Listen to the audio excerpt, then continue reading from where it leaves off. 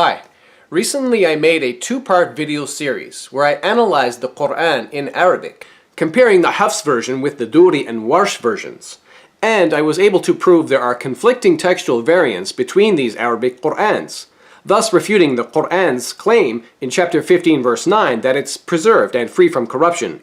In addition, refuting the Muslim claim there's only one Arabic Qur'an. So how do you think Muslims reacted to my video series? Well, let me show you some of their comments. This Muslim says, "You have a fake Quran." This one suggests maybe I edited it on Photoshop. This one claims I was changing the words. This Muslim says the Duri version is just made by you. This one claims it's all false and I used Photoshop.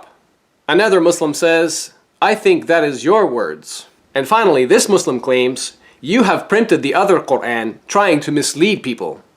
So, as you can see, many Muslims responded by making the claim that I manufactured or printed some fake Qur'ans or used Photoshop to trick people. Now, to refute their ridiculous claims, I will simply direct these Muslims to the following Muslim website to prove I'm not lying about the textual variants. This website provides some of the different Qur'an versions. We find here the dominant Hafs version, the Warsh version, and others like the Qalun and Shu'ba versions. In fact, while we're here on this website, let me show you some conflicting textual variants by comparing the Hafs and Qalun versions.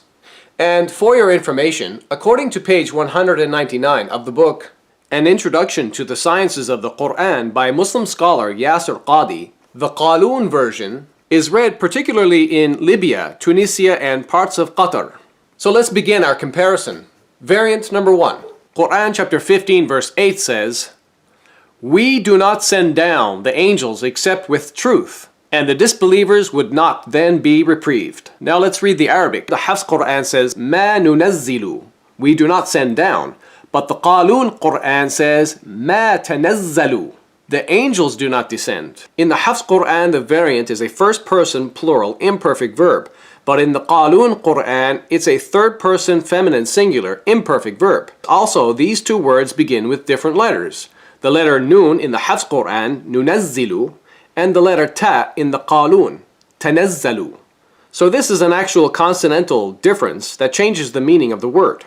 So in this verse, the Hafs Quran directly specifies Allah as doing the verb by causing the angels to descend, but the Qalun Quran doesn't. So who causes the action here, Allah, the angels themselves, or a different source? Clearly, these are not the same. Variant number 2. Quran chapter 66 verse 12 says, "And Mary, the daughter of Imran, who guarded her chastity, so we breathed into her of our inspiration, and she accepted the truth of the words of her Lord and his books, and she was of the obedient ones." Now let's read the Arabic. The Hafs Quran says, "Wa kutubihi," and his books. But the Qalun says, "Wa kitabihi," and his book. In the Hafs Quran, the variant, kutub, is a masculine plural noun, but in the Qalun, the variant kitab is a masculine singular noun. So my question is, did Mary believe in many books of God, plural, as in the Hafs Quran, or just one book of God, singular, as in the Qalun Quran? Clearly these are not the same. Variant number 3. Quran chapter 43 verse 19 says, "And they make the angels who are the slaves of the beneficent, females. Did they witness their creation? Their testimony will be recorded and they will be questioned." Now let's read the Arabic. The Hafs Quran says, "Ibad," slaves. But the Qalun says, "Inda," which means in the presence of or near. In the Hafs Quran, the variant, Ibad, is a masculine plural noun. But in the Qalun, the variant, Inda, is a location adverb. So my question is, should Quran chapter 43 verse 19 say the angels are slaves of Allah, as in the Hafs Quran, or should it simply say they are in the presence of Allah, as in the Qalun Quran? Clearly these are not the same. Variant number 4. Quran chapter 43 verse 38 says, "Until when he comes to us, he says, 'Oh, I wish there was between me and you the distance between the east and west. How wretched a companion.'" Now let's read the Arabic. The Hafs Quran says, "Ja'ana," he comes to us.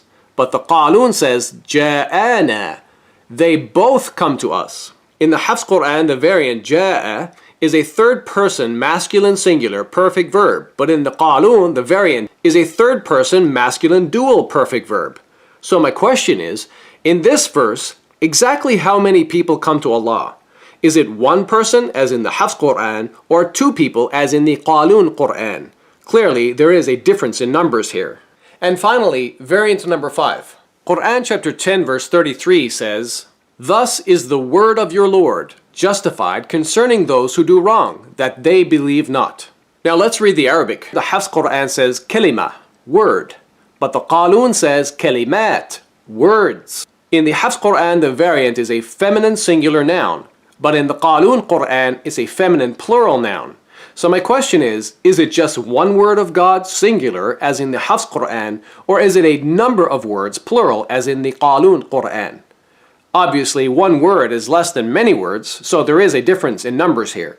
Now, to those Muslims who claimed that I made fake Qur'ans, as you can see, this Islamic website is proof that I was telling the truth. Finally, I think it is high time for Muslims to stop claiming there is only one Qur'an in Arabic and it's perfectly preserved from corruption. My video series on conflicting textual variants in the Qur'an is proof that that claim is false. Thank you for watching and God bless you.